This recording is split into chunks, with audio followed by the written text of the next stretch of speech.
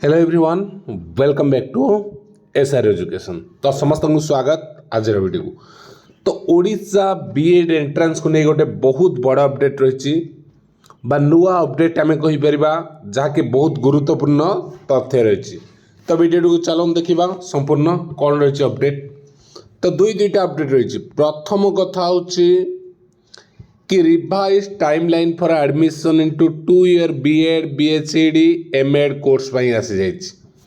पूर्वर आपण मानकर थिला 10 तारीख लास्ट अप्लाई डेट, वर्तमान ताहा परिवर्तन हो जाइए एवं नुआ टाइमलाइन आसी जहाँ रही आउ थे आप अप्लाई करेंगे 12 तारीख रु 16 तारीख पर्यंत। तो पुणी थे सुजोग रही जो माने विभिन्न कारणरू बीएड एमएड बा बीएचडी अप्लाई करि पारि नथिले सेमानक पई सुजोग रही 16 तारीख मध्य से माने अप्लाई करि परिबे।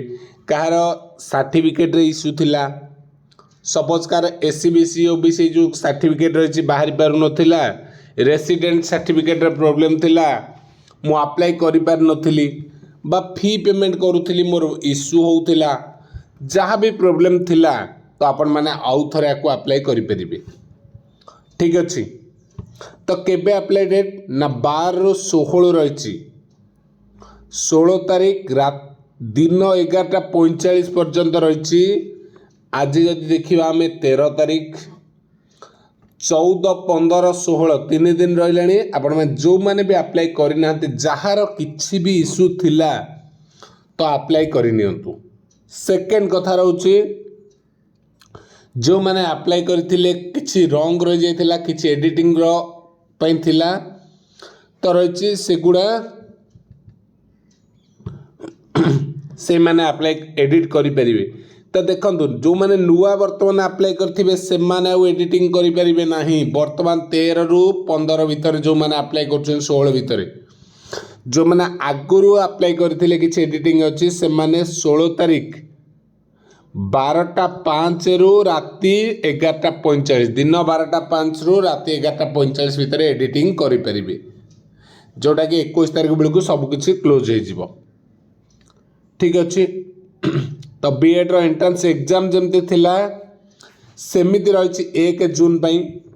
तो आउ गोटे ये बड़ अपडेट रही, खाली अप्लाई रो अपडेट नहीं, आउ गोटे खुशी खबर देखिपारे आपण मैंने जेते बेले से साम्स पोर्टाल को जाउछंती। एठी गोटे बहुत बढ़िया जिनस लिखाई upper age limit for admission 2 year BEd BHD course under साम्स been withdrawn from the academic section 2025-26।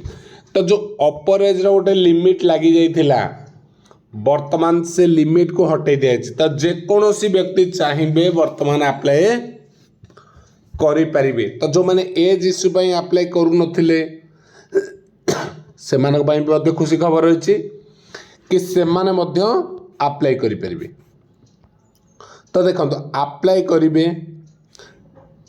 April 15 रु जून 1। तो रहा आपंकर कौन एतिकी ड्यूरेशन डिस्टेंस रही एग्जाम पाई। तो टोटाल 45 डेज। तो 45 डेज देखो पोस्ट बहुत कम, अप्लाई बहुत अधिक।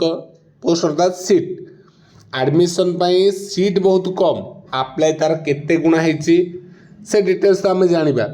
तो आमको से लेवल वर्तमान परिश्रम करने को पड़ो जे आमको गोटे सीट नापी। जदि मु ओनली अप्लाई कर दूची, हाँ अप्लाई करदेवी परीक्षा आसु पढ़ा ताले किछि लाभ होबोनी। अप्लाई करने सहित मत गोटे सीट नहीं के आसबार जदि इंटेंशन रखिंट ताले से हिसाब रे एबेठू लागंतु। एवं जो माने सुजोग मिस हो जाइथिला अप्लाई करिवार तो जल्दी जल्दी अप्लाई कर देन। 16 तारीख को अपेक्षा करंतुनी, आज काली 2 दिन भीतर अप्लाई कर देन। 13, 14 मैक्सिमम 15 भीतर 16 लास्ट डेट।